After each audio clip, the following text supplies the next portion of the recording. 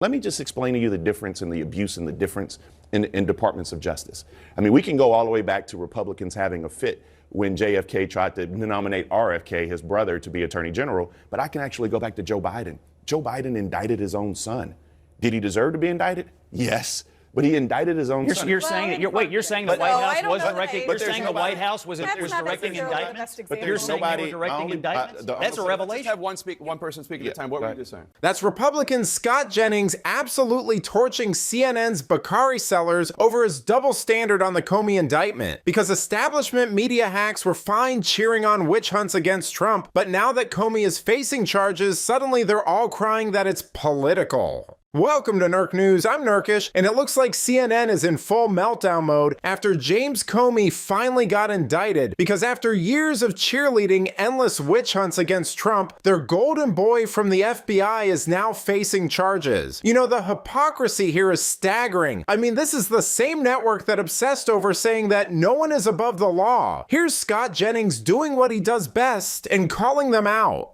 And put somebody who, I mean, is just simply inept and unqualified to actually have that job. Well, she was apt and qualified enough to get a grand jury to look at the evidence and return 2 charges against him. Are you saying that this process, which is used all over the country every single day to bring crimes all over the code, is somehow broken? These are ordinary citizens in a liberal jurisdiction who looked at evidence from a prosecutor and said, yeah, it looks like there's something here. Is that not what happened? Yeah. Watching somebody like Speaker Johnson normalize that, it sends us down an incredibly dangerous path. I'm stunned to hear you say we're now worried about normalizing this kind of thing. We had an attorney. You are about to do right now. Let's hear it. I'm about to tell you what happened in the state of New York when the Democratic Attorney General ran an entire political campaign promising not to uphold justice, but to prosecute one person, Donald Trump. And I didn't hear a lot of weeping and gnashing of teeth among Democrats about normalizing the weaponization of justice. And what we're talking about is the abuse of the system. What abuse beyond the idea of prosecuting people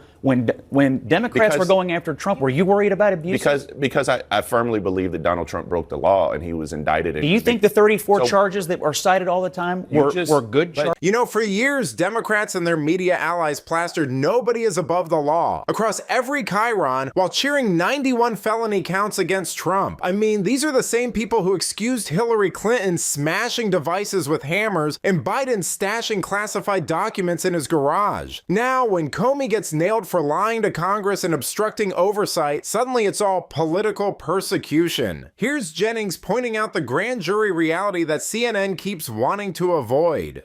Well, look, that's the thing. There's a system, and the system includes grand juries and juries of ordinary Americans who get in a room and make decisions. He can't order people to be indicted, and he can't order people to be convicted. He can express his opinion. In the case of Comey, grand jurors in a very liberal jurisdiction got together and decided that the evidence did warrant charges. Comey will go to trial, and then a jury of his peers will decide whether he is guilty or not. The president can't do anything about that. He can make commentary on it. I'm not sure if it's wise or not wise to do that, or if it will matter at all. But ultimately, I'll just say what Jim Comey said when Donald Trump was indicted. It's a good day for the rule of law because we have a system, and the system is in place, and the system is working as it was designed, with average, ordinary Americans making decisions about how our laws will be enforced. But you know, you said that he can't actually order the indictment of someone. I think he just proved that he could. I think what he did, the series of events that took place here, we have to actually be clear about what happened, right?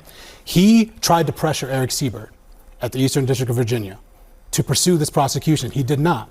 The U.S. prosecutors there said they did not see enough evidence. So he forces him out. He publicly declares to Pam Bondi, you need to target these political enemies, specifically labeling James Comey.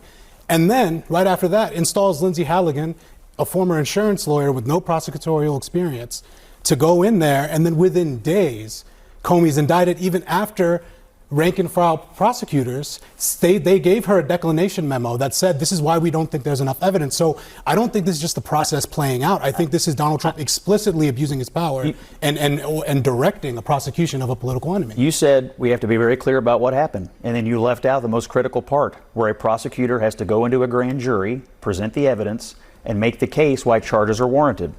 And The grand jury has to agree with that. In this case, they did. Now, I don't know if he'll be convicted or not, but you can't leave out and deny that there's a critical step where average, ordinary Americans get put in a room and they ultimately have to decide, does a case go or does it not go? And then they will decide whether you're guilty or whether you're not guilty. That is an important part of the process that he cannot really alter or change. You know, Jennings is absolutely right. A 23-person grand jury in Northern Virginia, which last time I checked wasn't a MAGA stronghold, looked at the evidence and decided Comey should be indicted. I mean, that's not Trump pulling strings. That's ordinary citizens deciding the case was strong enough to go forward. And frankly, after all the damage Comey did with Russiagate and the Mueller hoax, it's nice to see that accountability may be finally catching up to him.